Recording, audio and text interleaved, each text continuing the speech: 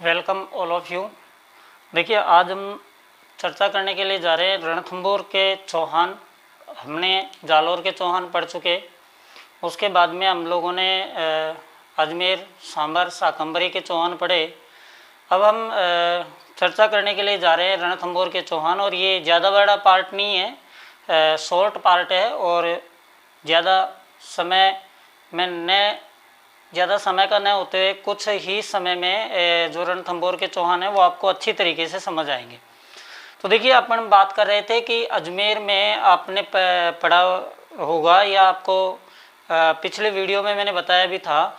अजमेर में जो शासक था पृथ्वीराज तृतीय, पृथ्वीराज चौहान, मोहम्मद गोरी के द्वारा उसकी हत्या कर दी जाती है। और मोहम्मद गोरी के द्वारा जब उसकी हत्या कर दी जाती है 1192 में, तो उसका एक पुत्र था और उसके पुत्र का नाम क्या था? गोविंदराज। तो देखिए क्या होता है, मोहम्मद गोरी का एक गुलाम था। अपन यहाँ चर्चा कर रहे हैं रणथंभौर के चौहानों की। तो रणथंभौर के चौहानों की जो स्थापना है, या ये कहे कि रणथंभौर में चौहान वंश 1194 ईस्वी में रणथंभौर में चौहान वंश की नींव पड़ी। किसने डाली? तो इसका जो संस्थापक था वो था गोविंदराज चौहान। ये गोविंदराज चौहान कौन है? पृथ्वीराज तृतीय का पुत्र है। कौन है? पृथ्वीराज तृतीय का पुत्र। पृथ्वीराज तृतीय जो कि जिसकी मृत्यु मोहम्मद गोरी के द्वारा कर दी गई। और पृथ्वीराज तृतीय की 1192 में तराइन के सेकंड बैटल में इसकी क्या हो जाती है? मृत्यु हो जाती है। मोहम्मद गोरी के द्वारा मृत्यु की गई। सेकंड बैटल मोहम्मद गोरी के साथ हुआ था। ये गुलाम, इसका एक गुलाम था और गुलाम का नाम क्या था? कुतुबुद्दीन ऐबक। गुलाम भी था और दामाद भी था, है ना। तो कुतुबुद्दीन ऐबक ने 1194 ईस्वी में गोविंदराज चौहान को इस शर्त के साथ में राजा बनाया था कि आपको क्या देना होगा? टैक्स देना होगा। यानी टैक्स के कारण ही इसको राजा बनाया गया। कहाँ का राजा बनाया? रणथंभौर का। तो देखिए, इस तरीके से सन 1194 ईस्वी में क्या हो जाती है? रणथंभौर में चौहान वंश की नींव पड़ जाती है। इसके बाद में गोविंदराज के बाद में देखिए वल्लन देव आया, प्रहलाद आया। वल्लन देव का संघर्ष इल्तुतमिश से भी हुआ था और बाद में इल्तुतमिश ने इसकी क्या कर दी? हत्या कर दी थी। दिल्ली इसको बुलवाया गया था और वहाँ इसकी हत्या कर दी गई। प्रहलाद आया था, वीर नारायण आया था, बाण भट्ट आया था। ये जो वीर नारायण की अपन बात कर रहे हैं या बाण भट्ट की बात कर रहे हैं, बाण भट्ट का पुत्र जो था ना, जैत्र सिंह था। इसने 32 वर्षों तक शासन किया था। और वल्लन देव और वीर नारायण की जो अपन बात कर रहे हैं, तो वीर नारायण के समय में क्या होता है, बाण भट्ट के समय में दिल्ली की सुल्तान जो थी वो रजिया सुल्तान थी और उसने भी अपने यहाँ रणथंभौर पर आक्रमण के लिए सेना भेजी थी। तो बाण भट्ट के जो पुत्र हुआ उसका नाम क्या है? जैत्र सिंह। अब देखिए, जैत्र सिंह की पत्नी का नाम क्या था? हीरा। और जैत्र सिंह के 3 लड़के थे। एक का नाम था सूरत राणा, दूसरे का नाम था वीरमा और तीसरे का नाम था हमीर देव। हमीर देव का शासनकाल 1282 से 1301 तक है।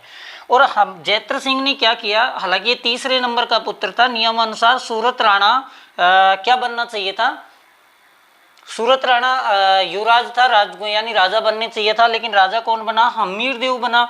और हमीर देव जब राजा बनता है तो इसने अपने यानी जीवन काल में ही जीते जी अपने बेटे को शासन सौंप दिया था।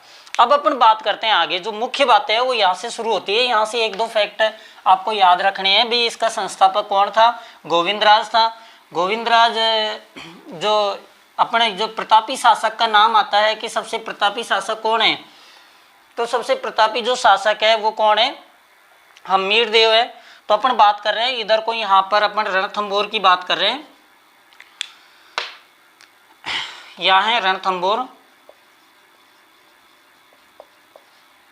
और इनके समकालीन जो दिल्ली सुल्तान है, दिल्ली में जो सल्तनत है, दिल्ली में है जलालुद्दीन खिलजी। अपन शॉर्ट में जे के लिख रहे हैं। इसका जो शासनकाल है वो है 1290 से 1296।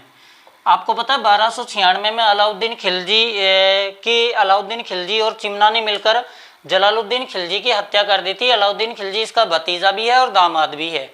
तो अपन बात कर रहे हैं उस समय यहाँ 1296 में, क्योंकि इसका जो शासनकाल अभी आपको मैंने बताया था 1282 से 1301 है।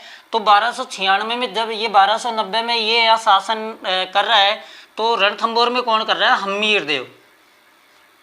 हमीर देव शासन कर रहा है।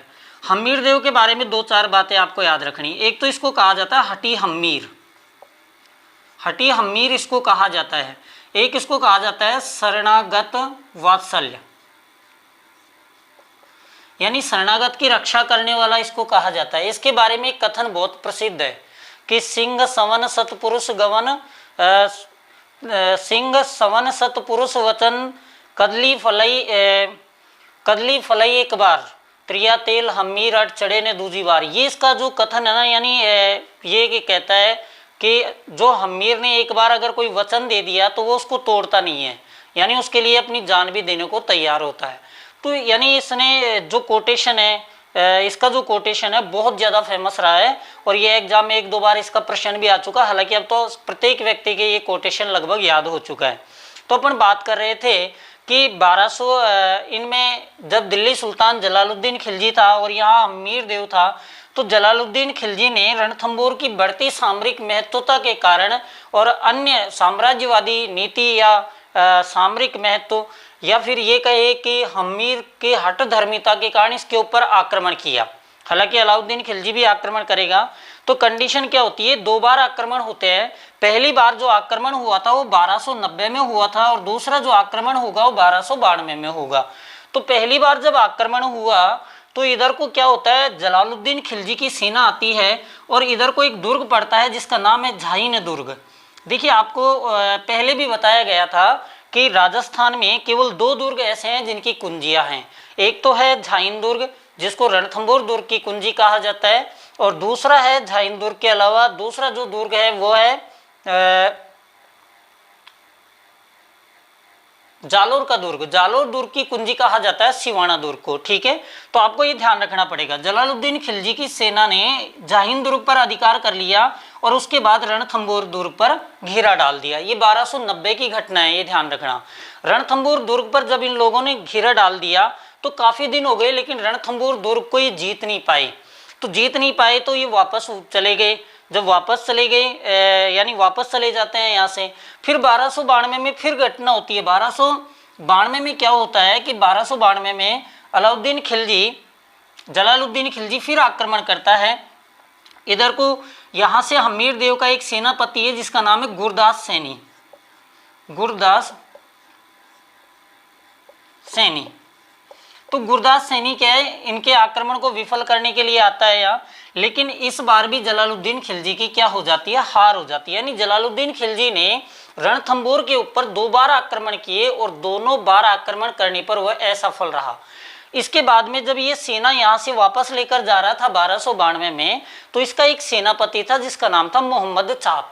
तो मोहम्मद चाप ने किससे पूछा, जलालुद्दीन खिलजी से पूछा कि आपने दुर्ग पर विजय तो प्राप्त नहीं की, तो फिर आप जा क्यों रहे हो। तो इसने क्या कहा, देखिए ये कथन बहुत बार एग्जाम में आता है कि मैं ऐसे 10 किलो को, किस किले के बारे में कहा, रणथंभौर दुर्ग के बारे में कहा कि मैं ऐसे 10 किलो को मुसलमान के एक बाल के बराबर भी नहीं समझता। ये कथन किसने कहा था, तो ये कथन कहा था जलालुद्दीन खिलजी ने। ये ध्यान रखना, ये कथन बहुत मोस्ट है और काफी बार एग्जाम में आ चुका। एक बार शायद पटवार की एग्जाम में भी आ चुका है, ये राजस्थान पुलिस की एग्जाम में भी आ चुका है। हालांकि किसने पूछा और किससे पूछा ये कथन, ये प्रश्न नहीं आते हैं। अब अपन बात करते हैं, ये तो जलालुद्दीन खिलजी की बात हुई। जलालुद्दीन खिलजी के बाद में अपन बात करते हैं कि 1296 में यहाँ शासक बन जाता है जलालुद्दीन खिलजी का भतीजा और दामाद जिसका नाम है अलाउद्दीन खिलजी। तो देखिए अलाउद्दीन खिलजी आक्रमण करता है 1299 में, एक बार आक्रमण करता है, एक बार ये भी असफल रहा था। और 1299 में एक बार जब इसने आक्रमण किया तो उसकी घटना सुनिए, आक्रमण का कारण कौन कौन से थे, मैं आपको वैसे बता देता हूँ। पहला जो कारण था आक्रमण का वो रणथंभौर की सामरिक स्थिति थी। दूसरा कारण था कि हम्मीर देव ने टैक्स देना बंद कर दिया, क्योंकि कुतुबुद्दीन ऐबक ने टैक्स लगाया था और इन लोगों ने टैक्स देना बंद कर दिया। तीसरी अपन बात करते हैं,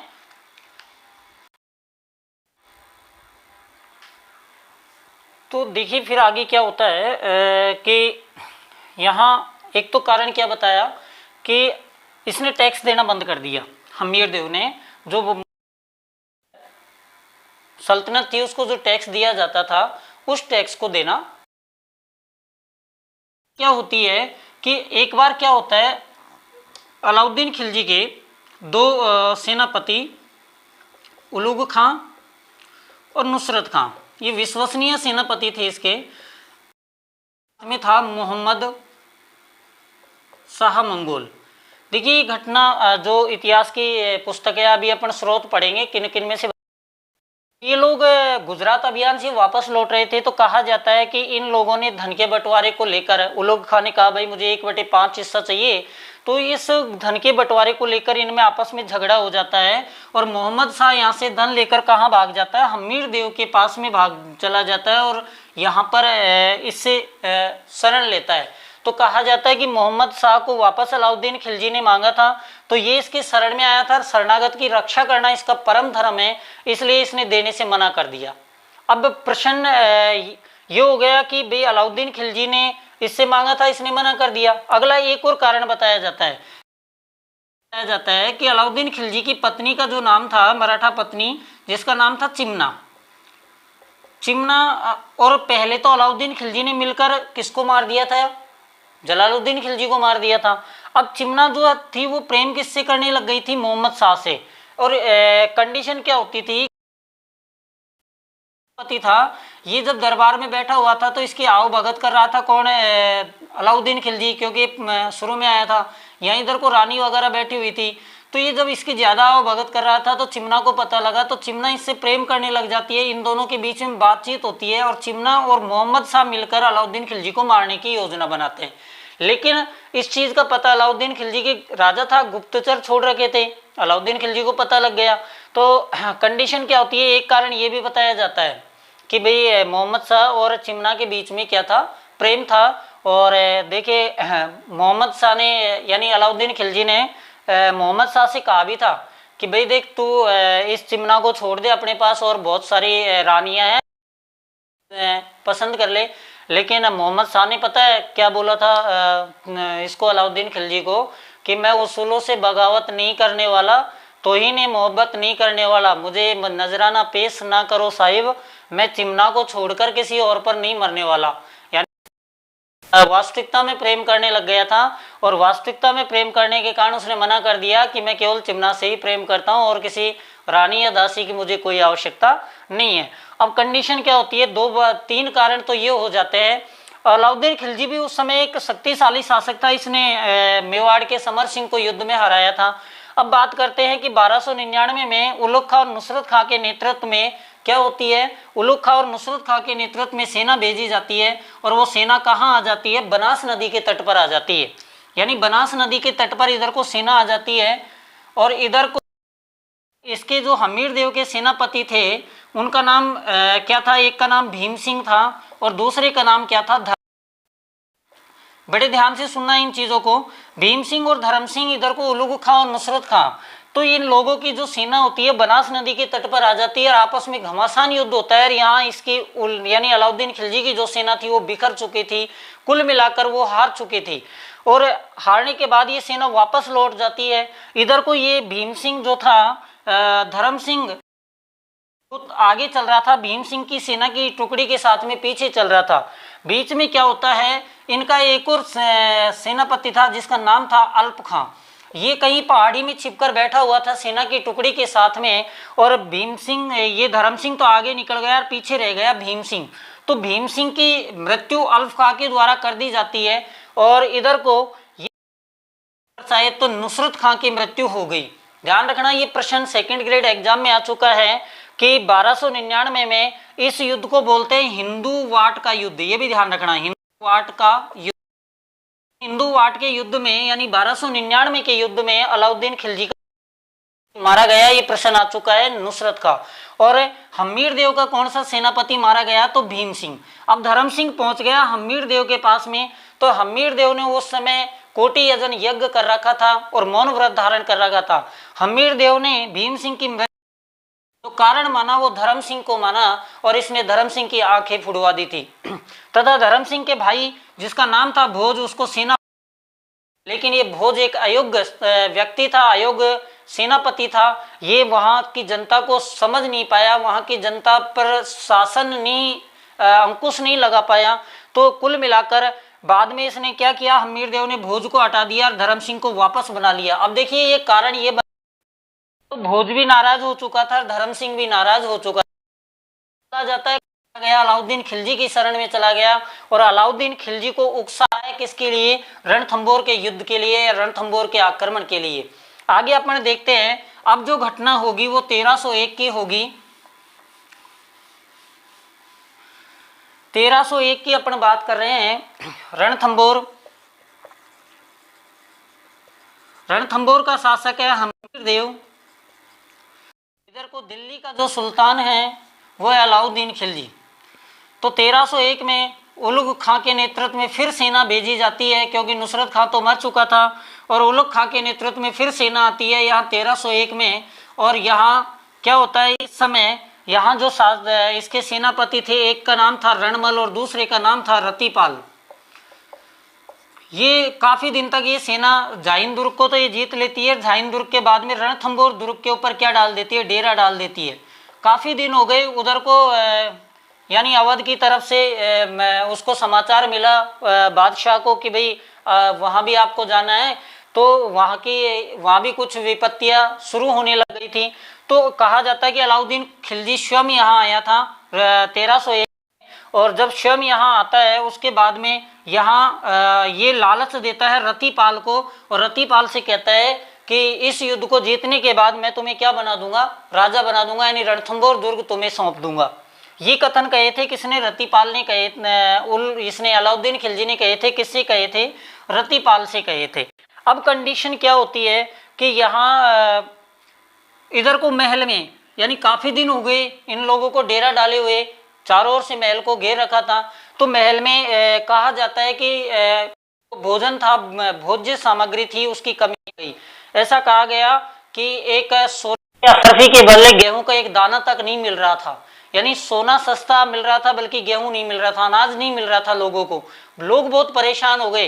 अंततः क्या होता है कि रतिपाल ने इनको गुप्त रास्ता, या एक अपनी जो सेना की टुकड़ी थी, रणमल को इसने मिला लिया था अपनी तरफ, सेना की टुकड़ी जो थी उसको दरवाजे से हटा दिया था एक तरफ दीवार से। ये लोग दीवार को कूद कर अंदर महल में जाते हैं, और हम्मीर देव की जो पत्नी है उसका नाम है रंगा देवी, और इसकी पुत्री का नाम है देवल दे। तो रंगा देवी के नेतृत्व में जोहर होता है और हम्मीर देव केसरिया करता है और देवल देवी जोहर करती है। इस प्रकार से 11 जुलाई 1301 को रणथंभौर का प्रथम शाखा और राजस्थान का प्रथम शाखा हुआ था। और देखिए कहा जाता है कि हम्मीर देव ने अपनी गर्दन भगवान शिव को अर्पित कर दी थी, यानी भगवान शिव का ये भक्त था। तो कहा जाता है कि भगवान शिव को इसने अपनी गर्दन अर्पित कर दी थी। लेकिन ये जो कहा जाता है वो हम्मीर महाकाव्य के अनुसार कहा जाता है, ठीक है। तो यानी कुल मिलाकर 1301 में साका हो जाता है। अब उसके बाद में देखिए हम्मीर के शरणागत में कौन आया था, मोहम्मद शाह आया था जो मंगोल वंशीय था। तो मोहम्मद शाह जो आया था उससे अंतिम समय में मोहम्मद शाह ने इसकी तरफ से युद्ध किया था। तो अलाउद्दीन खिलजी ने मोहम्मद शाह से पूछा कि भाई तेरे इतने घाव हो युद्ध में, तू चाहे तो मैं तेरे घाव को ठीक करवा सकता हूँ, लेकिन अगर तू ठीक हो गया तो क्या करेगा। तो जैसे इसने कहा कि ठीक हो गया तो क्या करेगा, तो देखिए मोहम्मद शाह ने कहा था अगर मैं ठीक हो गया तो मैं 2 काम करूंगा। पहला काम तो मेरा ये रहेगा कि हम्मीर देव का जो लड़का है उसको मैं क्या बना दूंगा, राजा बना दूंगा, यानी शासक गद्दी पर बैठा दूंगा, और दूसरा तुम्हारा कत्ल कर दूंगा। तो ऐसा कह जब इसने अलाउद्दीन खिलजी ने सुना तो अलाउद्दीन खिलजी ने मोहम्मद शाह को क्या कर दिया, हाथी के नीचे कुचलवा दिया। हाथी के नीचे जब इसको कुचलवा दिया तो हाथी के नीचे कुचलवाने के बाद अलाउद्दीन खिलजी ने पूर्ण विधि विधान के साथ में इसका अंतिम संस्कार या जो भी किया जाता है वो किया था, और इसकी काफी प्रशंसा भी की थी। तो इस तरीके से हमने देखा कि ये जो चौहान वंश है रणथंभौर का वो ज्यादा बड़ा नहीं है, लेकिन इसमें प्रश्न काफी अच्छे अच्छे बनते हैं। एक और चीज आपको याद रखनी है कि कुछ पुस्तक है, एक तो आपको याद रखना है हम्मीर